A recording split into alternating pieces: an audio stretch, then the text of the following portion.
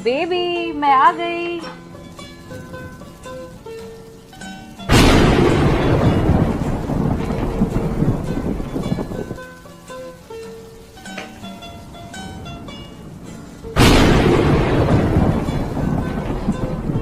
मेरे पीठ पीछे तुम ये सब करते हो, शर्म नहीं आती तुम्हें?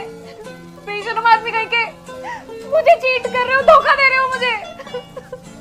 देखो तुम जैसा समझ रही हो ना वैसा कुछ नहीं है, तुम गलत समझ रही हो। सही कहती थी मेरी फ्रेंड, तुम पे मुझे ट्रस्ट करना ही नहीं चाहिए था, शादी नहीं करनी चाहिए थी तुमसे। अब मैं तुम्हें डिवोर्स दे रही हूँ, मुझे बिल्कुल नहीं रहना तुम्हारे साथ। लेकिन जैसा आप सोच रही वैसा कुछ भी नहीं है, एक बार इनकी सुन तो लीजिए। बकवास बंद करो अपनी, सब कुछ मेरे आंखों के सामने है। अब सुनने और कहने को कुछ रह गया है क्या? अरे तुम देख क्या रही हो, बोलो ना, कुछ तो बोलो। जा रही हूँ मैं। एक बार सुन तो लीजिए। क्या सुनो? बाहर बारिश हो रही है। तो मैं पूरी भीग चुकी थी, मेरी तबीयत बहुत खराब हो गई थी। जैसा आप सोच रही वैसा कुछ भी नहीं है, तू बहुत अच्छे इंसान है।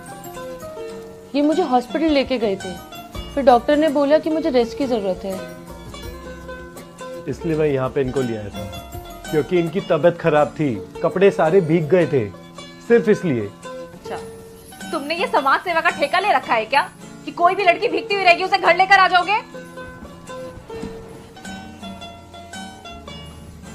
देखो मैं समझ रहा हूँ तुम्हारा गुस्सा, पर तुम जानती हो ना मेरा नेचर, मैं कभी किसी को ऐसे परेशानी में नहीं देख पाता।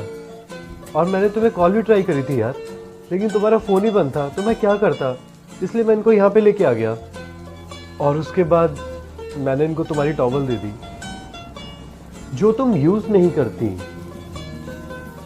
अरे जो चीज तुम यूज नहीं कर रही, कम से कम किसी के तो काम आएगी ना यार।